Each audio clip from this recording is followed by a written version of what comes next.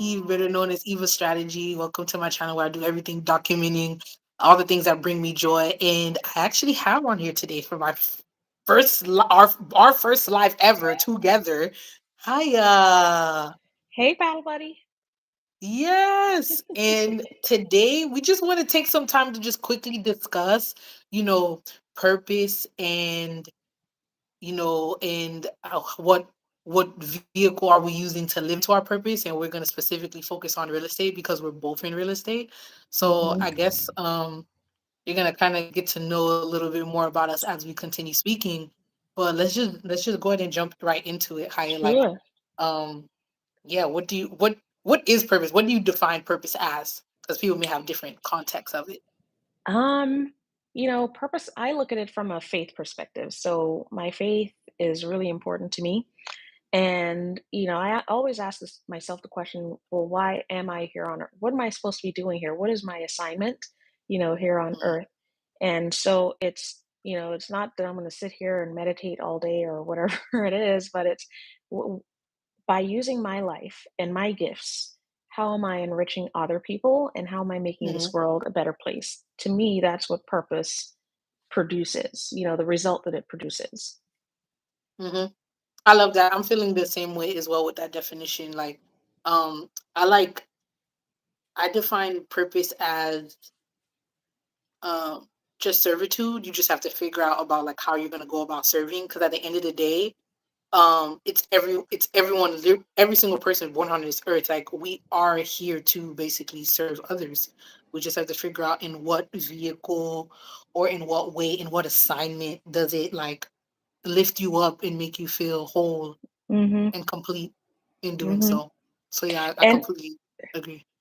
yeah, and I think, you mentioned we're talking about this concept of serving, and I think some people may have this not necessarily a negative connotation about serving, but that may be something, if you're serving, you're in a lower position or something like that. But I think serving, you have to be able to serve, you have to have enough within you to be able to give. So if you're an empty vessel, you don't have anything to serve to give to anybody, And so to me, service is actually probably one of the highest and best uses, real estate term, highest and best uses of your life. It's not about being lower and less than. Serving is the best you can do. I love that. You are so Mhm. right. People like the different connotations that servitude has. Mhm. You're so right. I didn't even think about that. To like manage people's like even when you say it for yourself and then when you say it out loud, you have to be able to manage how other people receive that word. Mhm. Because there's a lot of different connotations to it. But at this very basic level, if someone just looked and just asked a question like, "How did I serve today?" or "How did someone serve me today?" Like Mhm. that's like we are literally in constant servitude of something to something with something for Mhm. something. I Mhm. love that. That's good. In Mhm. what do you feel like? What do you feel like is your purpose? How do you go? How do you go about serving and blessing the world? I think so. There are a couple of, I think, couple parts to being in service, and one is knowing who you are. So it's not like I figured out everything I'm going to be for this entire lifetime. That's not it. It's a continuous journey. But I realized that, okay, my gifts are opening people up, being a listening ear, hearing what people are not saying, like hearing in between their words. Um, Even just service doesn't necessarily mean you're physically doing something, listening to someone and creating that space for them. Um, that's serving. Silence is serving, as well. And so for me, I realize that my gift for opening people up and being a space where they can share and be themselves and just listen to them so that they feel heard.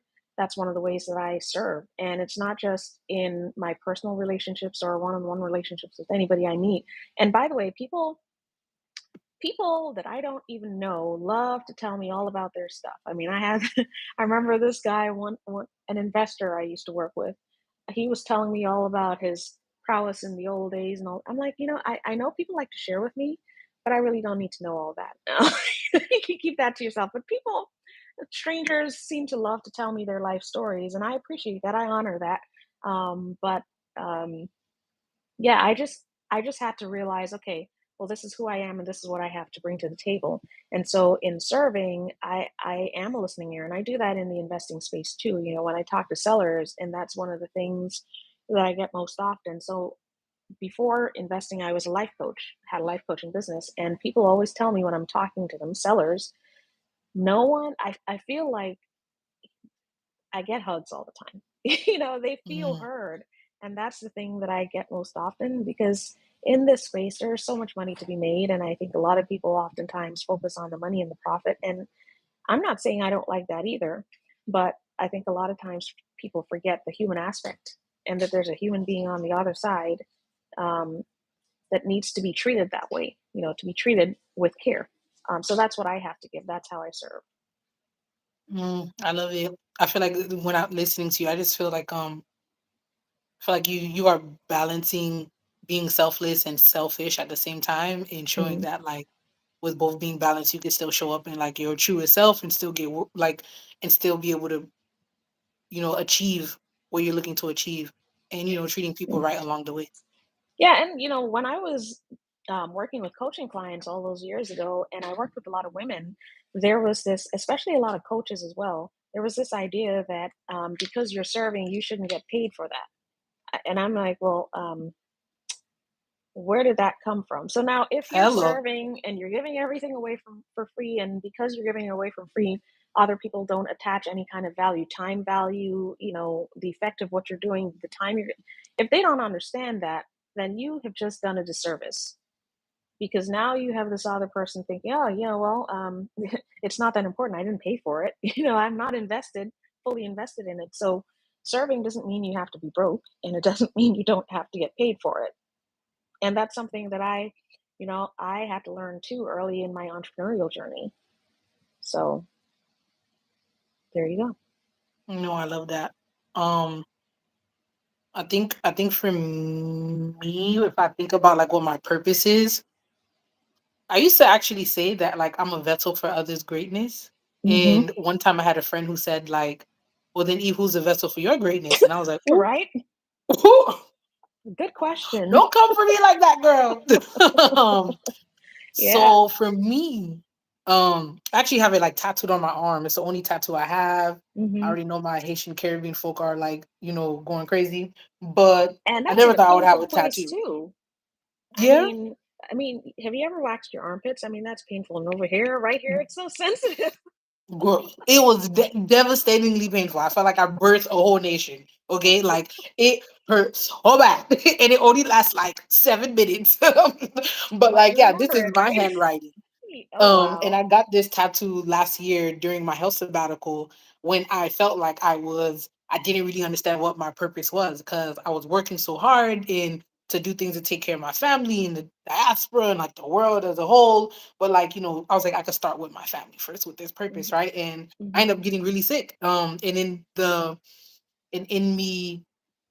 the process of me beginning my recovery, I just went through a lot of ups and downs emotionally. Hmm. And Hmm. I ended up going into the water and just wanted to be in the water and just like float in the water and just allow myself to just like surrender and like, Hmm. just just ask and pray for healing. You know what I mean? So, and I felt all I kept hearing was what is written on my arm, which Hmm. basically says, L'amour c'est service moi. It's Haitian Creole for self love is my service. Now, remember, Hmm. it may sound very weird because it's like, oh, Eve, you said purpose is servitude, and now you're saying self love is your service. That sounds very Hmm. selfish. It sounds very like not for the people. And hear me out. I know it could come across that way, but being honest with yourself, if you're someone like me who was very much so committed to others more so than being committed to herself, and then I ended up getting sick and having to understand and learn that if I give myself the ounce of energy that I give to being committed to other people, Hmm. actually to myself, then I'll actually be able to sustain my giving.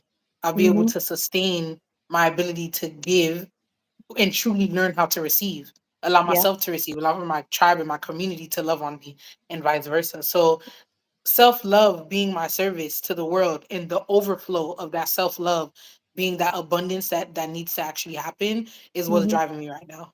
like Yeah. even today, I was talking to friends like, all right, y'all, I need to make sure like my hype sessions in the morning are good. I'm making sure to go to sleep on time. I'm Sleep. walking, Yeah. I'm taking my medicine because then Mhm. I can show up. I can show up on this Right. live with Haya where we can talk about our purpose and talk about how we're living into it and actually stick to it.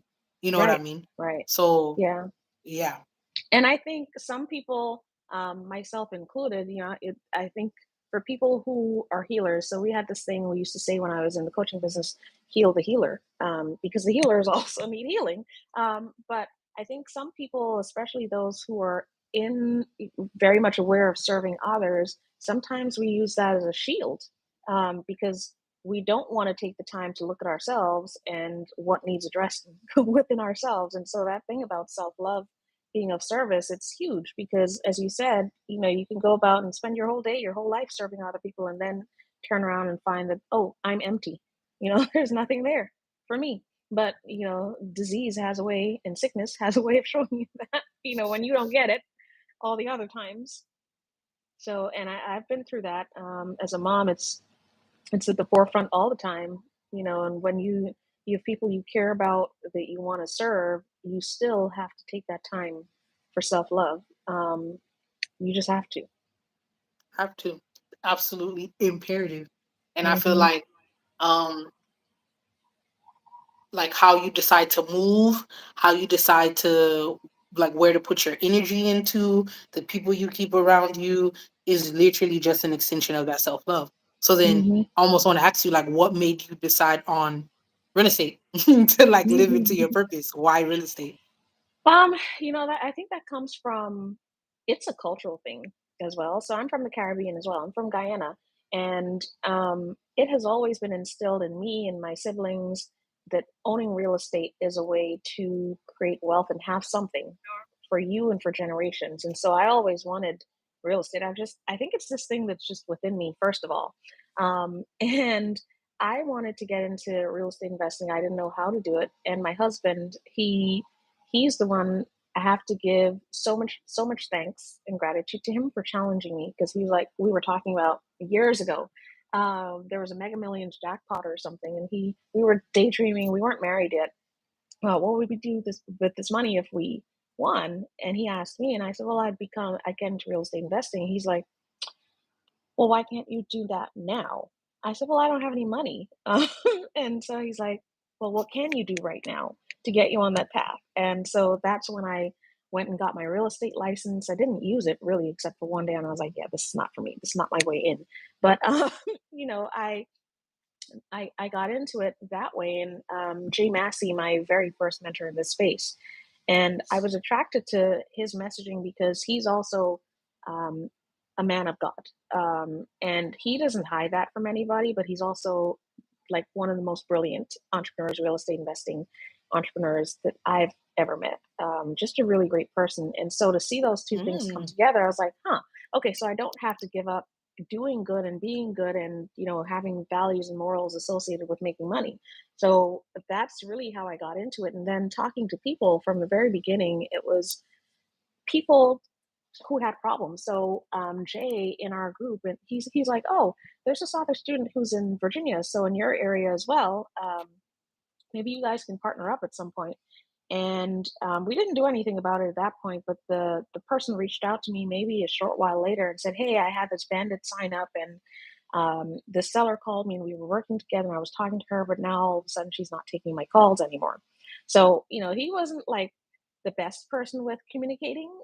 So he probably said something that rubbed her the wrong way, but he asked, can you help me in getting her back on track? And I was like, and he knew I was a life coach. um, so I talked with her, and really, at the end of the day, we closed this deal after 2.5 months. But the way we were able to close the deal is because I sat down with her at the closing table, and we had a coaching session, because she wasn't going to sign the paperwork otherwise. She tried to cancel like 3 times, but it turned out she wanted to make sure that she was being a good mom and doing the right thing for her daughter for the future. But if I wasn't listening, if I hadn't sat down and talked to her, we would not have known that. But then I realized, okay, this really, because when I closed down my coaching business, I felt a lot of guilt, because I was like, okay, I'm giving up. I'm casting aside these gifts and talents that God has obviously blessed me with. But what I learned down the road is that, and you talked about this when we were preparing for this interview, the vehicle may change. Your gifts and talents don't Mm. change. The vehicle changes. And so I was like, oh, I'm not doing it in a coaching business, but I'm doing it in real estate now. Hearing these people, giving them the space to talk about, the issues that brought them to this place where there's now real estate to be sold. Um, and I realized, this is how I can serve. So every time I talk to sellers, it is like a weight off their chest because there is no other place for them to talk about this. I was talking to a guy last week. He's in South Carolina. We were talking about a subject to deal, and I was talking about buying his house. He's a Army veteran, and he has severe PTSD. He's only 40 years old. Severe PTSD and can't work anywhere because it's so severe. His wife also, well, she's 35, I think. She has early onset multiple sclerosis, and in 5 years, she won't be able to walk. And, he's like, he was telling me, he was in tears on the phone. And he said, people think we're just not paying our bills. This is why we're in foreclosure. But he explained to me everything. And we were truly having, I think we, about 40 minutes into the calls when we started talking about the house. But he needed to be able to share all of that before we could start talking about the house. And this is how I am of service in that space. Mhm. Yeah. Girl, What about you, Eve? Because I girl, know you have. I'm still shook boots around like, wow. I don't know if I could. I feel like why I'm in real estate is already so hard, but to like get on a call and think like, yeah, I'm just gonna, find a way to solve someone's problem today and like purchase a home, but then you end up hearing Mm-hmm. that story, like, Mm-hmm. yeah. Because like, I'll be real with you, like started I started real estate because of my mom. Same thing, like, um, Mm-hmm. everybody knows I'm from the Caribbean, I'm from IET, but um just trying to from like studying how people build wealth here, generational wealth, and Mm-hmm. seeing that it was like all encapsulated in like acquiring land. um I was like, okay, I need to figure this out. But I initially just wanted to get a home to put my mom in so that Mm-hmm. I'll be able to watch over her and take care of her. Yeah. um but then things happened, and then I was like, okay, I need to do this for me right now to really figure it out. And I acquired my first home, house hacked it. Then the panini press came, Auntie Mm-hmm. Corona. So I was like, let me just sit down like everybody else. Mm-hmm. Which probably was the time to really acquire, but you know what you know. Yeah. um, Nothing before it's time. Look, nothing before its time. And Mm-hmm. I didn't necessarily really want to get back into real estate, to be honest with you, because the more I sat down to learn, the more I realized that the people who did really well had no heart. Mm, yeah. They had no heart. So I'm like, I don't want to do this. I don't want to be in this. Like, That's I'm not not trying to be no appealing. multi-conglomerate mogul anyway. Yeah. But I decided, the message was greater than the circumstance, or like I can find a good pocket of people who are doing great work, like such as you and the people that are in the community that we're in sub two as well. Like I can find good folks who want to do good and actually be good, because you can do Mm-hmm. both. You can Mm-hmm. do both. There's a lot of Mm-hmm. people who do good, but they're not being good themselves. They're just like a Yep. facade, Yep. and vice versa. Um, so that's literally like what helps me discern the people that I work with, because I want to do work to serve, folks who are coming into the country, no matter when, where, or how they got here, to be able to have housing, a sense Mm-hmm. of stability, so that they can stabilize themselves and be able to, be proud of wherever they come from and do whatever work they need to do here, Mm-hmm. and vice versa. Yeah. So that's the reason why I got into real estate, and I'm not gonna lie, it's hard. It's hard. It's really ghetto. It's very ghetto, but we gonna do it. We gonna. It has its hard moments. But here's the It thing does. too.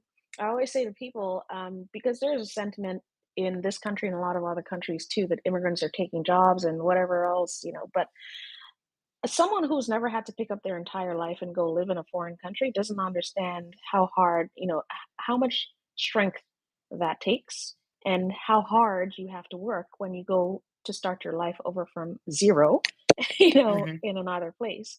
And so, um, to be able to, what you're doing to be able to help people rebuild and, go upwards from there, have something to hold on to, a place to lay their roots. I mean, that's hugely important. Hugely For sure. important. Yeah. I just, Mhm. especially in the context of, especially in the context of this country, like we all from somewhere, y'all. We all from somewhere. Um, Mhm. and no matter what, like people should at least feel welcomed in some sort of way, Yeah. Yeah. So, Absolutely. um, yeah, so it's interesting. Right? The real estate Mhm. journey has been interesting. I'm still learning a lot. Mhm. Um, and it feels very beautiful to realize a purpose of servitude or being a vessel for someone's greatness or enacting in my own self-love and real estate being a vehicle to be able to live that through. um so many things that we could talk about it in regards Mhm. We could to probably doing go real on all estate. day. Yeah. Yeah, no. I guess what's one piece of advice that you would give to someone who wants to figure out what their purpose is? And what is one piece of advice that you would give to someone who is starting, who wants to consider doing real estate? Mhm. I think if you ask yourself the question, "What is my purpose?" and you sit down and studiously try to figure that out, you're probably going to drive yourself crazy. So I would say, it's when you sit down in front of a blank piece of paper and you're supposed to write your bio. It's like, what do I say here? Where do I start with that? So I think rather than ask yourself the question, what is my purpose? And let me sit down at this desk for an hour to figure it out. That's not going to help you, I don't think. I think what's more helpful is probably to go out into the world and do things that you love. Do the things that light you up and make you shine, because when you do that, it draws other people to you. And within that, you'll find more things that you love to do, and you'll see the impact that it has on others, and that'll narrow the path down for you to what you're supposed to be doing. I think what you're supposed to be doing here on earth. So that's my advice. And then one piece of advice for someone getting into real estate investing: there's so many different paths in this space, and you can't do everything at the same time, and especially when you're new. So I would Mhm. say, find people you can talk to and learn from nearby, that you can meet in person, face to face, touch them, go learn from them, shadow people, and then see what it is. Again, I think this comes from, it ties in well with what I was saying earlier about finding your purpose just now. Um, Eventually, you'll start to recognize the things in this space or the avenues in real estate investing that you're gravitating to that match who you are as a person. And I would say pay attention to that and follow it. And that's going to lead you to your niche. Because, like I said, there are a million different things you can do in real estate investing, but you can't do them all. And you can't do them all when you're just starting out. You're going to end up with nothing. So figure out who you are, what you love, and then find things that match with that. Mm, that's good. That's Yeah. good. Mhm. What about you? I'm curious what you would say. I'm gonna say sometimes talking to the people who are around you help to share with you a reflection of yourself that you may not have known. So Mm-hmm. I sometimes do it. So I would say take the five closest people that you feel like are around you versus colleagues versus folks that you work with and ask them these two questions. I would say I was like, in three adjectives, how do you feel like I show up? Mm-hmm. And then you can ask them like, in those three adjectives, like why, like what does that do for like our relationship? Like how does Mm-hmm. that show up in our relationship? Mm-hmm. I love that. Because then it could help you to see like, wow, like I'm really like one of the biggest ones that came up for me when I did that was like across the board, people were talking about like joy, Mm-hmm. like you're the essence of joy, and I'm really. So that's why I have this whole I think of like, aside from that, there's a story behind it too, but like cultivating your joy, like this really, Yeah. really, really, really big for me. Um, Mm-hmm. uh, so I think do that because I think it's good to like hear almost like how like the perception of like how you show up and how you express Mm-hmm. yourself through the people that you care about the most versus the people that you work with. Because we do kind of put on a cape and a mask depending on Mm-hmm. the situations that we're in. But like there's a streamlined way of being. You know what I mean? Mm-hmm. Mm-hmm. And you can serve out of that. Like your purpose may very much so be attached to that. Yeah. And then the next one, to what Hayya said, like, yeah, there's so many different roles in real estate, y'all. My God. I would literally say, I don't know, probably like go on YouTube and like literally search like what are all the different positions that you could Mhm. have in real estate, and it may be good to figure out what you're not gonna do. Because figuring out what you're Mhm. not gonna do is just as good as figuring out what you are gonna do. Right. So figure out which one of the ones that you know that you can never see yourself being in, and write those down. And then for the ones that actually kind of pique your interest, to what Haya said, like go shadow someone for a day or for a week, and then figure out which one actually like drives you, and then that could be like your niche in real estate along Mhm. with you probably Mhm. acquiring property. I would say so. Absolutely. Yeah. Absolutely.